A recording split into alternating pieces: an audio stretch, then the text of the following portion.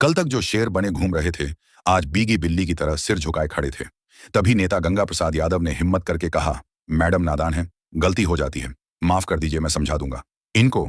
सावित्री ने घूमकर गंगा प्रसाद को ऐसी नजरों से देखा कि वो कांप गया।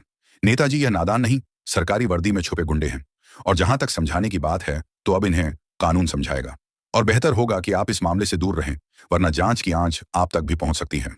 गंगा प्रसाद यादव का चेहरा सफेद पड़ गया। वह समझ गया कि इस नई डीएम से टकराना आसान नहीं है।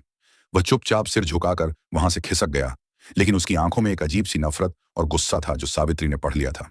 अगली सुबह सब समझ रहे थे कि डीएम बेटी ने मां को इंसाफ दिलाया।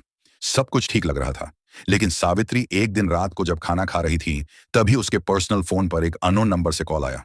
उसने फोन उठाया। हेलो। दूसरी तरफ से कोई कुछ नहीं बोला, बस एक भारी सांस लेने की आवाज आई। फिर एक बदली हुई मशीनी आवाज में कोई बोला, डीएम साहिबा शहर में नहीं हो, ज्यादा उड़ने की कोशिश मत करो। इंस्पेक्टर तो बस मोहरे थे, खेल तो अब शुरू होगा। सावित्री ने कड़क आवाज में पूछा, कौन बोल रहा है?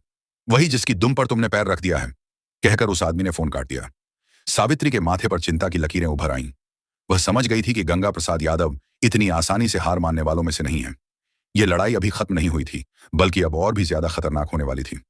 उसे अब सिर्फ अपनी मां की इज्जत ही नहीं, बल्कि उनकी जान की भी फिक्र होने लगी थी। उसने तुरंत ही एसपी को फोन किया और अपनी मां के घर के आसपास सादी वर्दी में 2 पुलिस वालों को तैनात करने को कहा।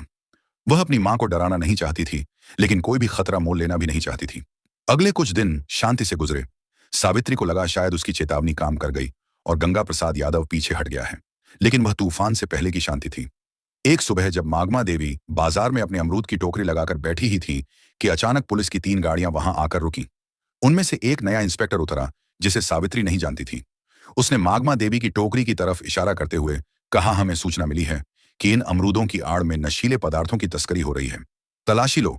इससे पहले कि कोई कुछ समझ पाता, एक सिपाही ने अमरूदों के नीचे से भूरे रंग के नशीले पदार्थ निकाले और चिल्लाया, सर मिल गया। नशीला पदार्थ। बाजार में हड़कंप मच गया। लोग कानाफूसी करने लगे। देखो, डीएम की मां नशीले पदार्थ बेचती है। मागमा देवी सन रह गई। वह रोते हुए बोली, नहीं साहब, यह मेरा नहीं है, किसी ने मुझे फंसाया है। लेकिन किसी ने उनकी एक ना सुनी। पुलिस उन्हें जबरदस्ती जीप में बिठा कर ले गई। यह खबर आग की तरह पूरे शहर में फैल गई। न्यूज चैनलों पर ब्रेकिंग न्यूज चलने लगी।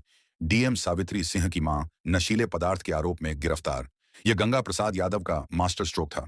उसने सावित्री पर सीधा हमला नहीं किया, बल्कि उसकी सबसे बड़ी ताकत और सबसे बड़ी कमजोरी, उसकी मां पर वार किया था।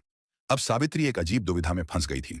अगर वह अपनी शक्ति का इस्तेमाल करके मां को छुड़ाती तो उस पर पद का दुरुपयोग करने का आरोप लगता, और अगर वह चुप रहती तो उसकी बेगुनाह मां जेल में सड़ती। सावित्री के ऑफिस में फोन की घंटी